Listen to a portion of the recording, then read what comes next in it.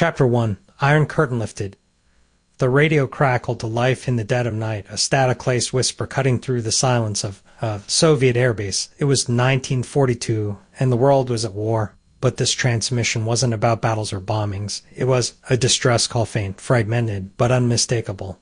A passenger jet, Flight 1942, had vanished over the Baltic Sea, and with it the lives of 32 souls. The Soviet authorities would later claim it was a routine flight, a minor incident.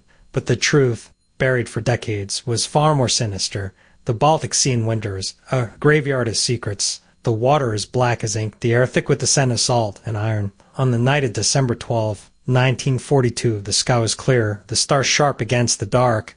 Flight 1942, a Tupolev of Tutu, had taken off from Leningrad at 22:17, bound for Stockholm.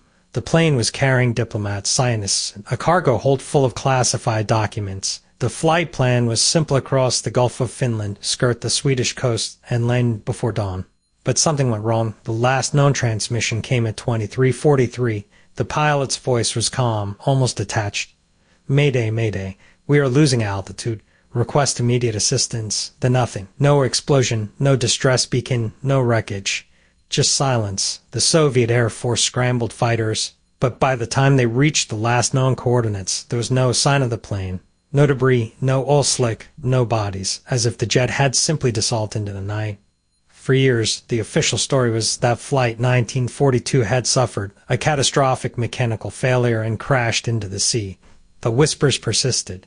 In the back rooms of intelligence agencies, in the hushed conversations of defectors, a different narrative emerged.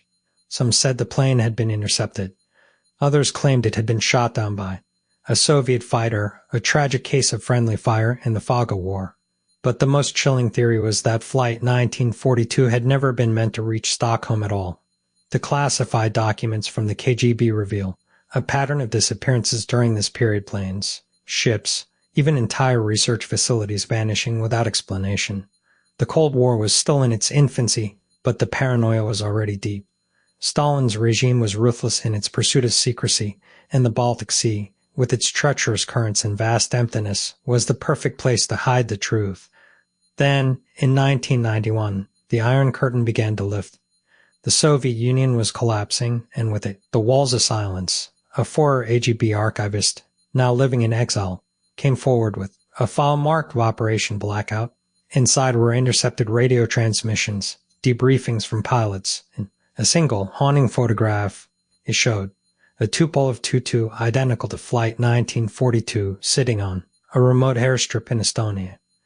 The date on the photo, December 13, 1942nd day after the plane was supposed to have crashed. The archivist claimed that Flight 1942 had been diverted mid-flight, its passengers and crew taken to a secret facility for interrogation. The classified documents it carried were never recovered. But why? What was so important that an entire plane had to disappear? The answers, if they exist, are still buried somewhere in the archives or perhaps at the bottom of the Baltic Sea. As the world moved on, the mystery of Flight 1942 faded into history. But for those who knew the truth, the question remained: what really happened that night, and who was willing to kill to keep it hidden? The search for answers begins now.